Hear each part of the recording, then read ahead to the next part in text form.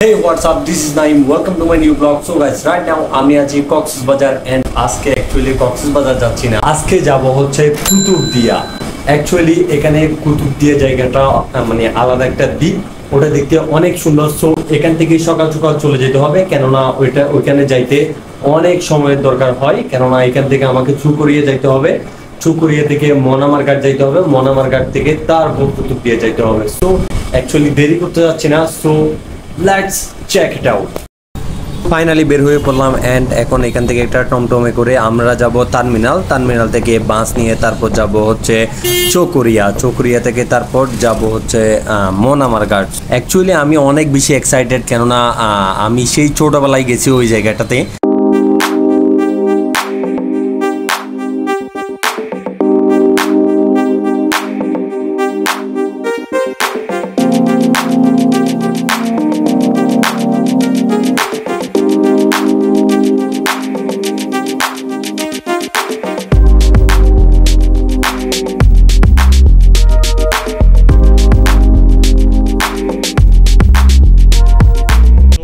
Right now আমি আছি মংনামার ঘাটে, মানে কুতুবদিয়া এদিক থেকে যাইতে হয়।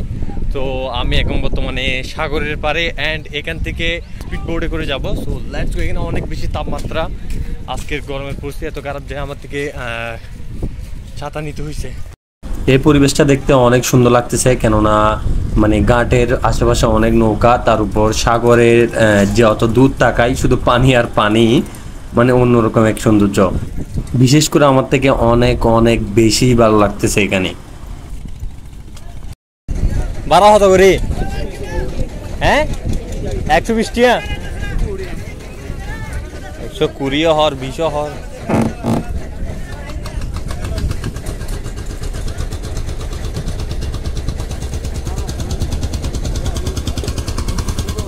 ওরে বাবু রে।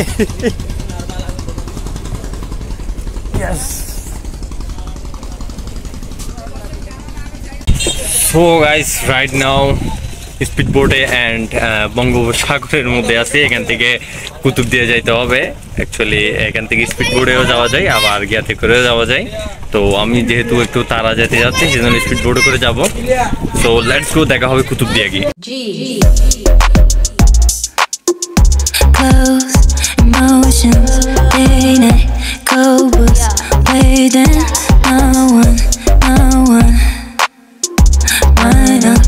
Crazy friends and I'm lazy, tears down racing. 금지된 사랑을 원해. 매일 밤 난 너를 원해. Still remember when you were in love, kissing me all night. I can tell you how you're a bad boy.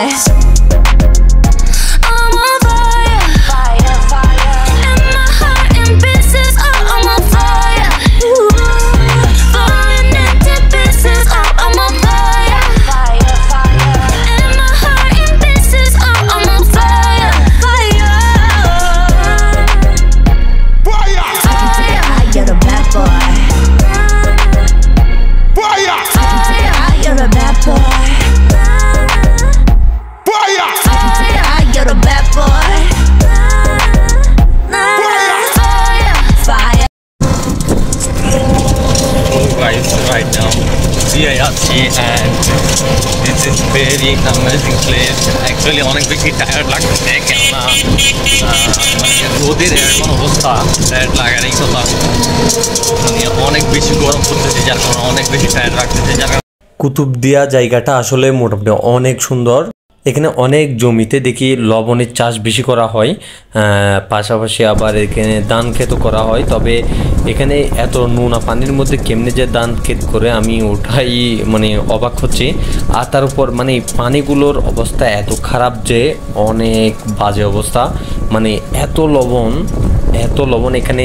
এই যে 3 দিনে নাকি কত টন, মানে আমি মামা থেকে জিজ্ঞেস করলাম, একটা মামা থেকে, উনি বললো এখানে 3 দিনের মধ্যে লবণ তুলতে পারে। মানে এখানে এত লবণ হয়, মানে অন্যরকম। এখানে মনে হয় বাংলাদেশের সর্বোচ্চ লবণ চাষ হয় মনে হয় কুতুবদিয়ায় আমার মতে। মানে এই এলাকাগুলোতে পেকুয়া তারপর কুতুবদিয়া এলাকার মধ্যে হয় লবণ চাষ, কিন্তু দেখতে অনেক সুন্দর। এই এলাকাটা। তবে এখানে প্রতিটা বাড়িতে বাড়িতে একটা একটা পুকুর আছে, কেননা ওনারা এই লবণের পানি ইউজ করতে পারে না, যার কারণে ওনারা পুকুরের পানিগুলো ইউজ করে। এটা অনেক ভালো লাগলো। সো আমি এখান থেকে যাব হচ্ছে এখন দরবারের দিকে। দরবারে ওখানে জিয়ারত করব অ্যান্ড ওইখান থেকে দুপুরের লাঞ্চ নাকি ওখানে করা হয়। তো আমি দুপুরের লাঞ্চটা ওখানেই সারবো। 2 hours later. তো জিয়ারত করা শেষে চলে আসলাম দুপুরের লাঞ্চটা সেরে নেওয়ার জন্য। সো এখানে আসলে অনেক সুন্দর করে পরিবেশন করা হয়, মানে দেখতে অনেক ভালো লাগে। তারপর মাটির যে পাতিলটা আছে ওটার মাধ্যমে ভাত দেওয়া হয়, মানে অ্যাকচুয়ালি দেখে অনেক বেশি ভালো লাগলো, কেননা আমাদের এটা হচ্ছে বাংলা সংস্কৃতি, মানে অনেক সুন্দর লাগছে এটা। সো গাইস, তোমাদেরকে আমি কুতুবদিয়ার কিছু অংশ দেখাইতে পারছি। কেমন লাগছে ভিডিওটা অবশ্যই কমেন্ট করে জানিয়ে দাও, অ্যান্ড অবশ্যই ভালো লেগে থাকলে আমার চ্যানেলটা সাবস্ক্রাইব করো অ্যান্ড ভিডিওতে করে দাও একটা লাইক।